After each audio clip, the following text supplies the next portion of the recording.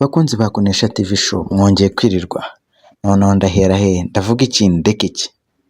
Ndagira ngo mbamenyeshe yuko ubu ngubu umutekano w'u Rwanda sinzi nababwira ngo uhagaze neza, kuko birenze kuba uhagaze neza cyane, kuko za ntwaro karundura zaba zaramaze guhahwa se.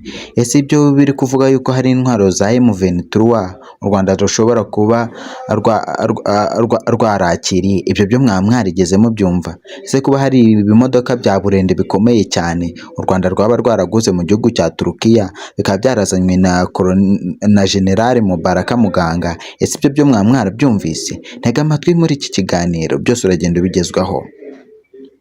Njye mugiye kubana ni Aime Placide Mahombe.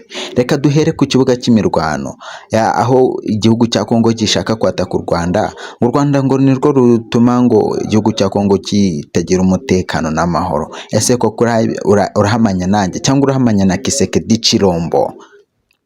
Mu minsi ishize Kisekedi Chilombo yagiye imbere y'ibinyamakuru aravuga ati Kagame Nyankaragata uriya niwe uteza ibibazo igihugu cyacu, niwe utumye igihugu cyacu gihomba.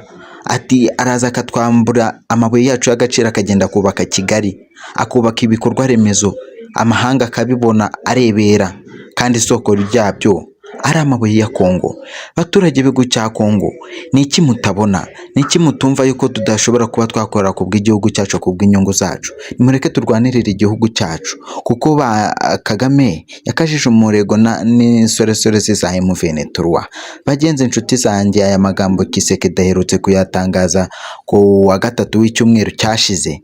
Ibi ngibi byateje ururondogoro ubwo generali wa M23 yafataga ijambo ahitwa Kirumba, akabwira abaturage yuko bagomba gutuza, nta kintu kizababaho, ahubwo n'abahunze bagomba kubahamagara. Bimeze neza nk'ibyo nka systeme y'u Rwanda rukoresha. Ako se M23 yabibikura hehe? Yabibica kurinde?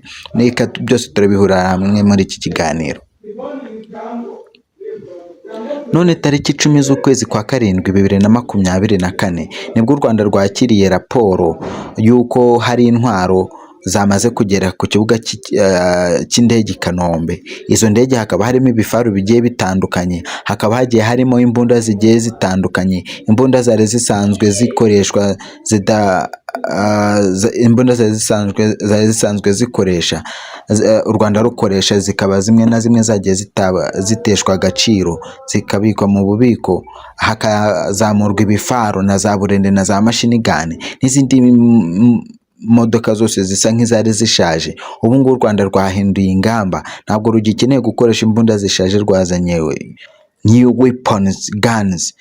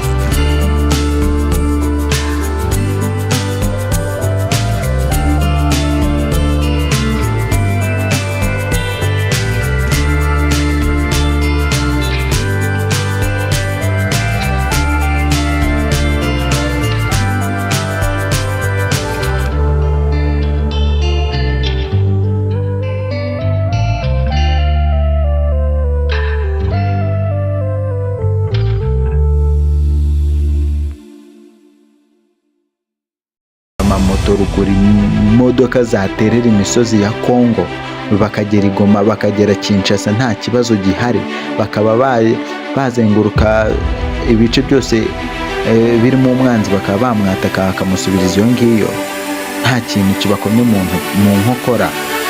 Ibi ni imbunda zagiye zigarukwaho n'umukuru w'igihugu avuga ati izi mbunda nazo ziracyakora, nizo zafashe igihugu, nizo zadufashije kuba twarafashe igihugu. Rero banyarwandakazi mbabwije ukuri, ibiri aha hanze reka tubihange amaso, ariko yenda baturisha mbaha akanyamuneza nanjye naramukanye kavuye mu buyobozi bw'igihugu, ati nimutuze banyarwanda.